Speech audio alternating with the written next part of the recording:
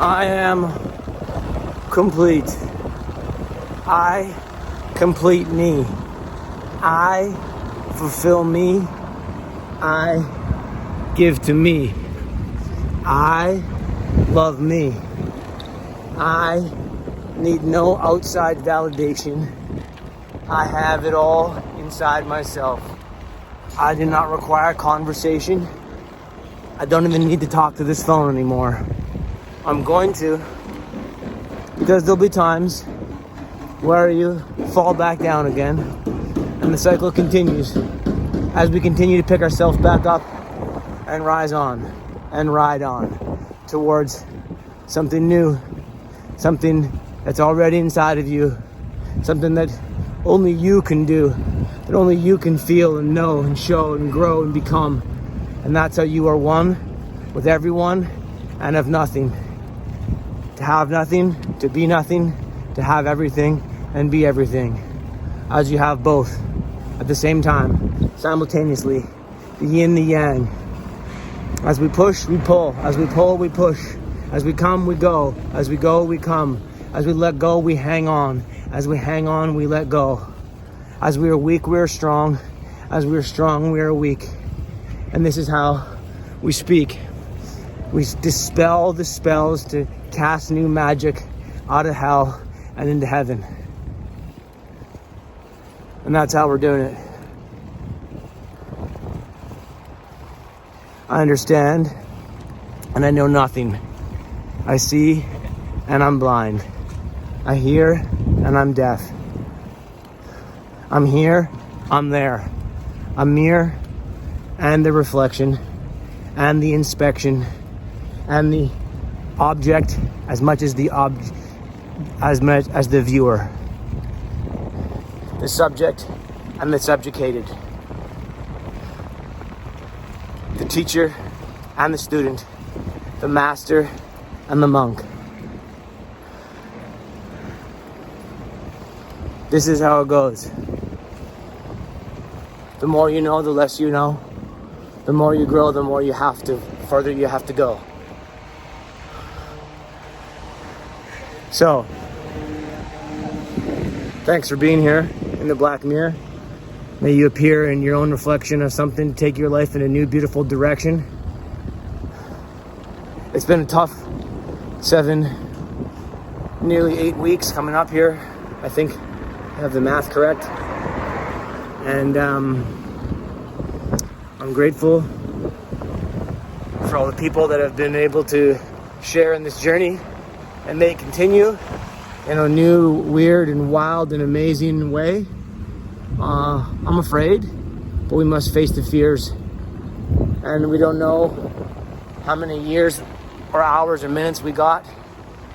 And we don't know what tears may water and grow. So we just do our best and try and take good notes. And hopefully learn a lot along the way to say, hey, I did my best today and I'll try again tomorrow.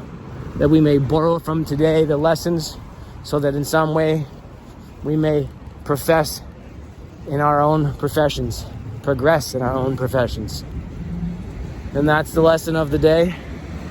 And I have a lot more to say because I came through this awful period and I'm still in it.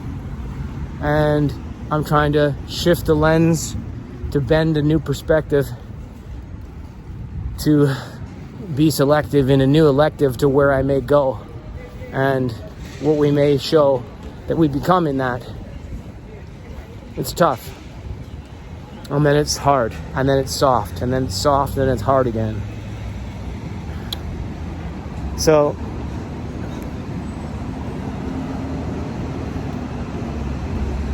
as a person that realizes my anxious attachment, my attachment to wearing my heart on my sleeve, how I believe in true love and want it, desire truthful, honest, loving relationships, and they're so hard to find.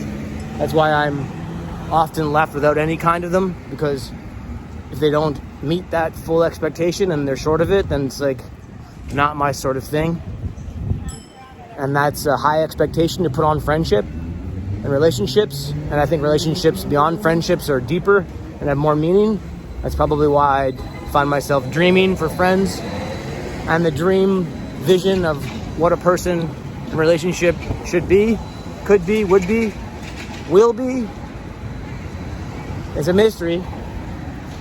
And the anxious attachment person, it's kind of me, didn't receive the right amount of love when they were at a formative age.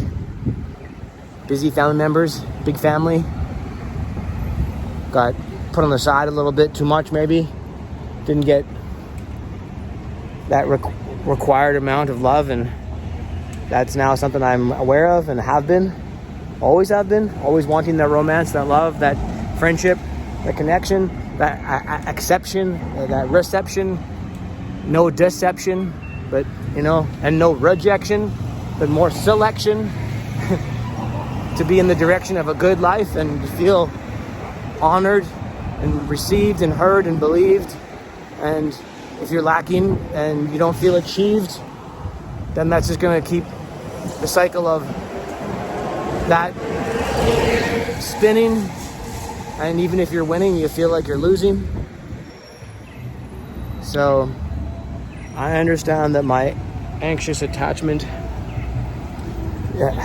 is a common thing for people to have, that then it translates into being needy or wanting or examining every word and overthinking. And as an artist and a writer and a person that's into wordplay as much as I'm into foreplay, is really gets off on all kinds of creative language use. So I will then examine every little letter and accent, wondering, curiously investigating what's created in this moment and what's missing or what could that mean. And a detective in my mind. I have a very detective, analytical, suspective mind that wants to find meaning in things and sees meaning deeper in things. As an intuitive empath Pisces, I definitely can see beyond the veil so often, and there's some magic happening behind the curtain, so I'm certain of that, and that's why it compels me, because the magic spells me to. And now here I am reflecting again, letting the men inside the little black box know I'm trying to show my growing, and let that be all-knowing to whoever receives this, that it's changing how I believe things, and I can no longer validate other people to fulfill the void in me myself.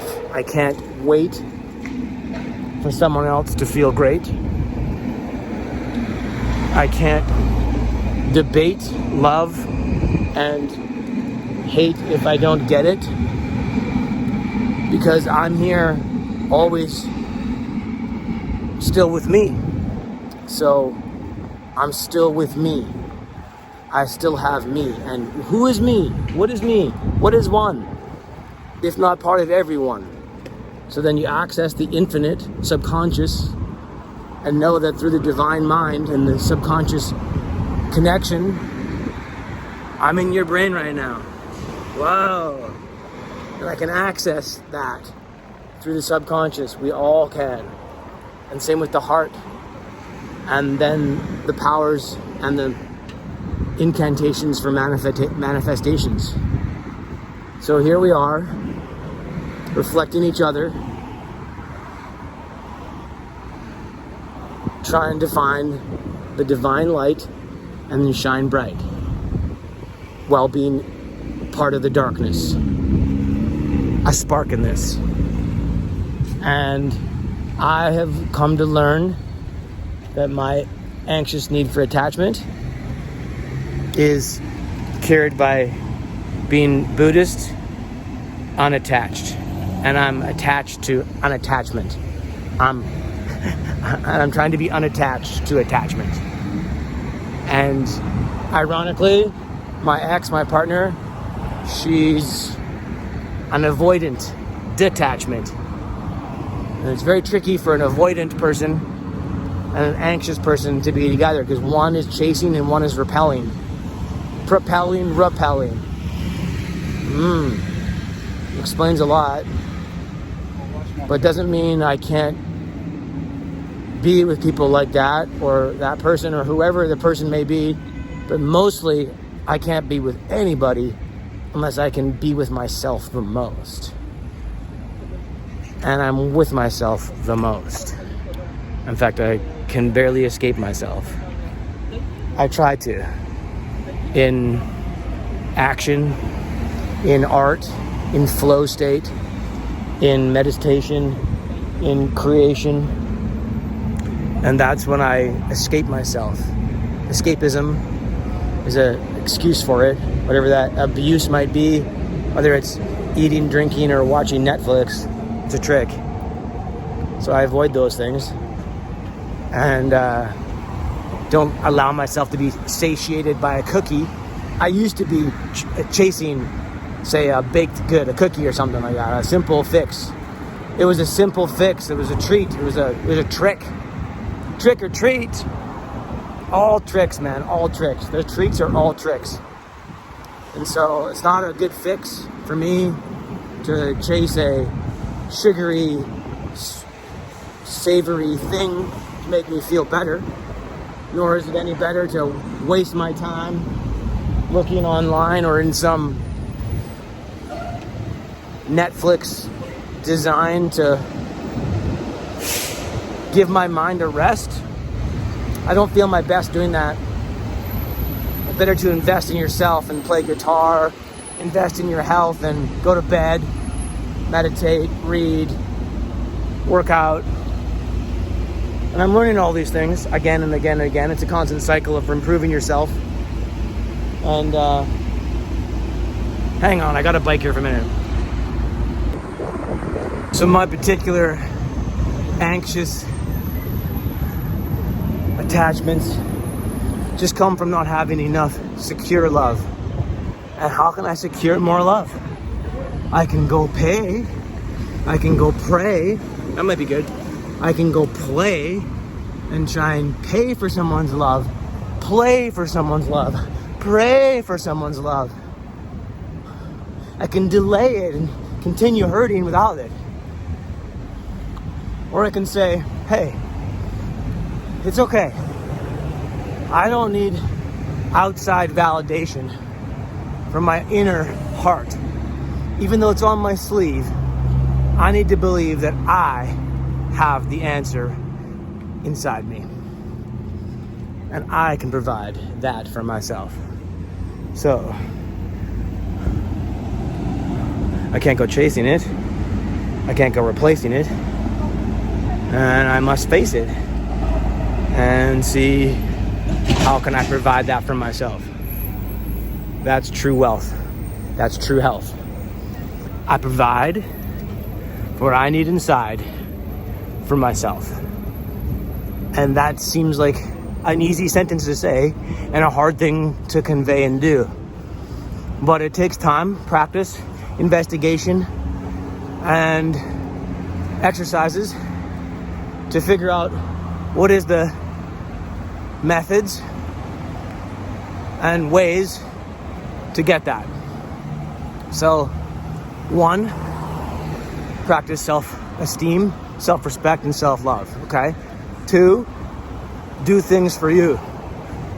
Work out, eat right, be playful, fun, treat yourself right, be nice, say nice things to yourself. These are hard things to establish after being unhealthy in that mindset, expecting everybody else's validation of you to allow you to believe that. So if you had a period of rejection, you're then going to say, oh, they're right. I've been rejected. What's wrong with me? I'm not good as them. They're taller. They're bigger. They're stronger. They're richer. They're better. And with thief of joy, this comparison thief of joy takes away from our own measurements.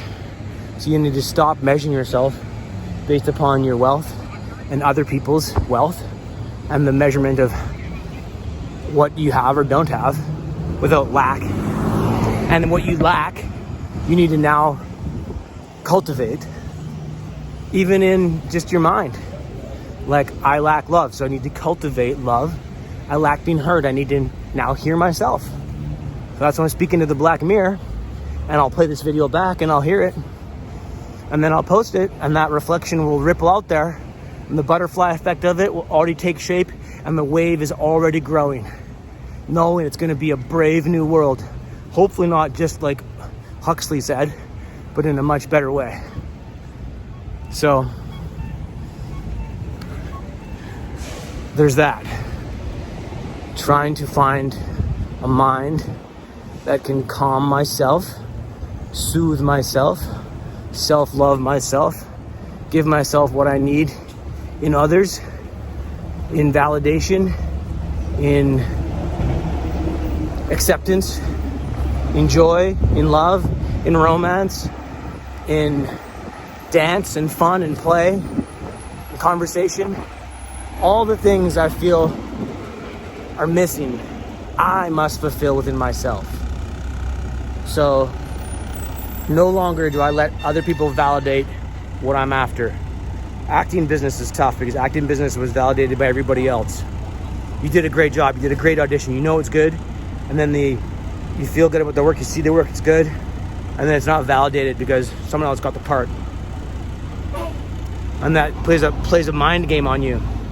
Same with women. You know, they're hard to find good ones, hard to hold on to and hard to keep, and the competition is steep. And then when you're in your 20s or even 30s out with your buddies and they're all like playing the game to get the most women, and now you're competing with them, and you're just like, I don't want to compete with you, bro. You're my friend, so just like whatever, I'll just acquiesce and not be my best and let you, profess your love and take all the women, and I'll just be background guy, good friend, but not here for the playing game because I don't like that short-term thing. But in that, they were chasing an emptiness and you didn't, but you still carried the emptiness. Theirs was fulfilled short-term temporarily, and maybe that helped them. Maybe that's why they seemed to appear confidence. Maybe the short-term get over someone, get under someone, rebound, next onto the next was fulfilling. Maybe it did create confidence in them. When I was a bartender, I know people hit on me a lot, and it created confidence in me. So there is something for people's external validation, but if you're waiting for it, you're not going to get it. If you need it, it's not going to be there. So only you can fill that void. Only you must be your own validator, your own creator, your own lover, and your own best friend. Then you realize what you're missing is conversation. Have a conversation with yourself. Somehow, write in a journal, right? That's what they say. Write a song. I know that I would get validation through making art, poetry, books, short stories, paintings, rap songs, videos on my other channel too. And all that stuff was the validation I was missing from the world. So I would express it in creation. And oftentimes it came from a part of a kind of a broken heart. Like, I'm sad, I'm writing a poem. I'm upset, some emotion would come in an ocean, a wave, and you would then, create this thing. You would crave something you're missing, and the art would be there for you. It's like that, but without the neediness of it. Knowing that you can feed yourself, and you must feed yourself before you can feed other people. That's what we've come up with today. So we're practicing feeding ourselves. As much as I do love to cook for myself, and didn't know how to do that, like, I don't know, 5-6 years ago, I wasn't a good cook. Now I'm an amazing cook, and I love cooking at home. I don't even like going to restaurants. They can't make it as good as I can make it, mostly. And their macros will not be as good. It won't be as healthy. It might be flavorful, but, Point is, you must be able to feed and cook for yourself mentally and metaphorically and materially. So I've come on this bike ride to let you know I'm going through growing pains to regain a frame of mind understands I'm blindly anxious about my attachment needs, and nobody can fill my self-worth but me. I also realize that my ex is an avoidant attachment or avoidant detachment personality, which is really, really hard to deal with because, as it says in the word, they want to avoid any responsibility for emotion and want to hide from emotion. They want to conceal their emotions and say everything's fine, and it's not fine. And they come from a family of people that taught that, and it's so obvious to me. And it's so clear that she's an avoidant and I'm an anxious attachment. So I understand how I can deal with my anxious attachment by actions and attitudes and applications, and what that means for me and how I can correct that when I'm missing it. It won't be easy, but it was harder 3 hours ago when I didn't know this. Now I'm aware of this, and I have applications that I have been doing that do work, and I have tools that do help minimize that, and I have techniques that help me speak it out to understand myself. And then mostly I know that I now, in the end, have to find validation within and not without. And the longer I can go without external validation by only having it within, I win. And she has avoidant personality detachments, which is tougher because she wants to avoid it. Here, face this problem, avoid it. Face this emotion, avoid it. Face this new chapter of love where I'm anxious to move to the next level, and she wants to avoid it. So if there's a high emotion of good or bad, she's going to want to avoid it. It's too much. It's overwhelming. So at least I know that. And they say on the internet that the avoidant personality is really, really hard to have a relationship with. People say run. If they're avoidant with narcissistic tendencies, run, motherfucker, run. So that's somewhat encouraging for me. My heart is still broken. It will always be hurting, but only I can repair it. I can't look out there for someone else to come along and say, I love you now, Mark, because then I'm going to be needing them. And when they're not there, needing them, texting them, wondering, when can we meet up? When can we see me? When can I give you my love? When can you give me your love? When can I give you my attention? And then I'll be asking for too much and demanding too much and saying too much and not listening enough and not being avoidant and present enough and not what they need. So I'm turning my emotional attachment tendencies of anxiety attachment, realizing the cure is to become secure. The cure is to become secure. Secure in yourself, secure in your health, secure in your wealth, secure in your well-being, secure in what you're seeing, what you're being, how you're presenting, how you're lamenting, how you're correcting, how you're behaving, how you're saving, how you're braving, how you're craving. Secure in those things. Don't give in to the cravings, but do give in to the brave things. And don't be afraid when you're afraid to confront what you're missing and say, what am I missing? And can I supply that to myself? That would be true health. That would be true well-being. So, as I said before, thanks for listening. May your health be wealthy and your wealth be healthy. May you look inside and provide yourself with everything you need as a complete whole being. That's seen. Now put on the glasses. Peace. It's hella interesting though, because as soon as I said that, I was feeling anxious again. Anxious about when will I hear from them? When will they message me? Where is the call? Where is the email? Where is the dopamine fix? Yeah, so there's a bit more to add to that.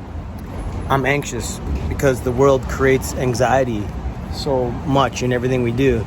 And then we don't get the love because we get rejected.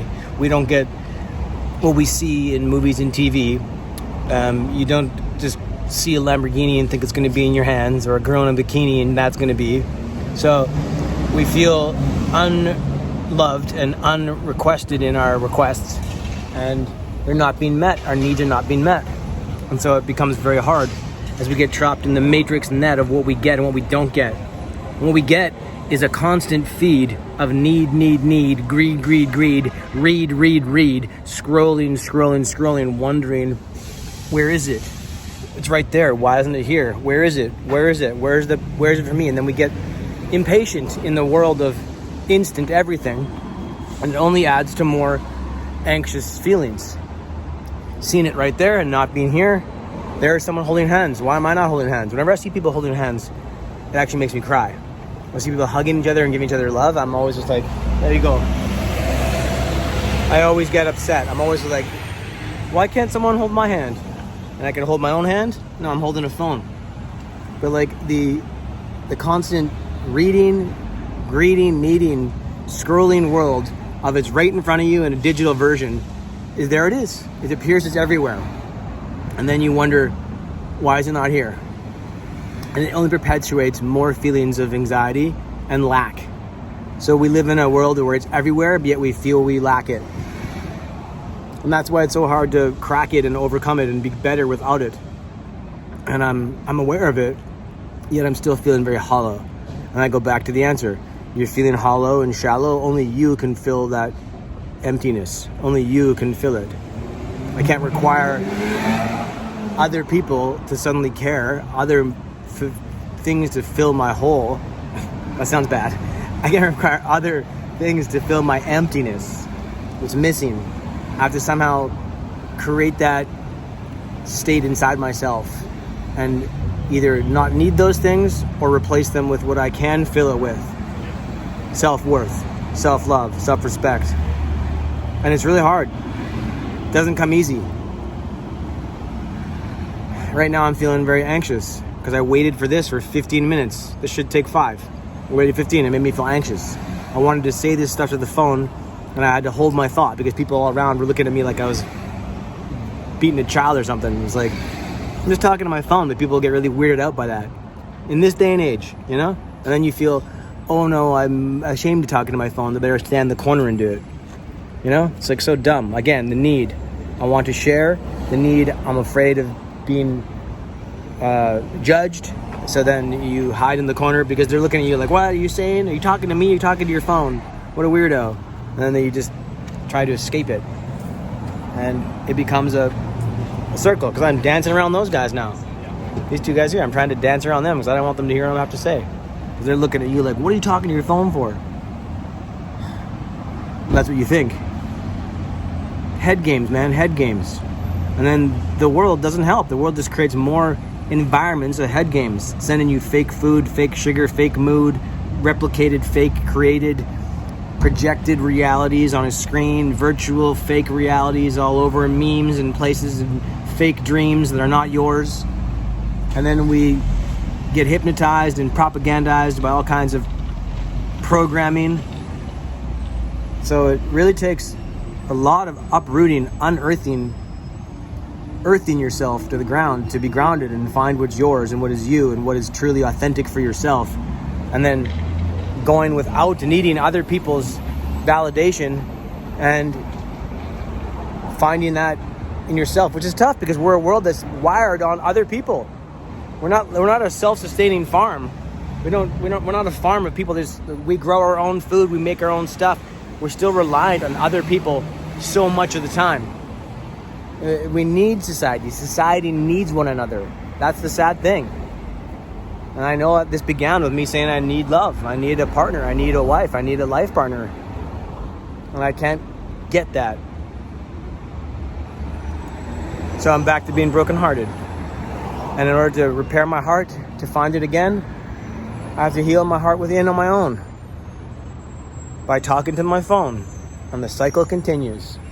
Holy fuck. Let's go work out. Can't solve today's problems all in one day. But we came a long way. Thanks for being here, and may the mirror be good to you. Peace.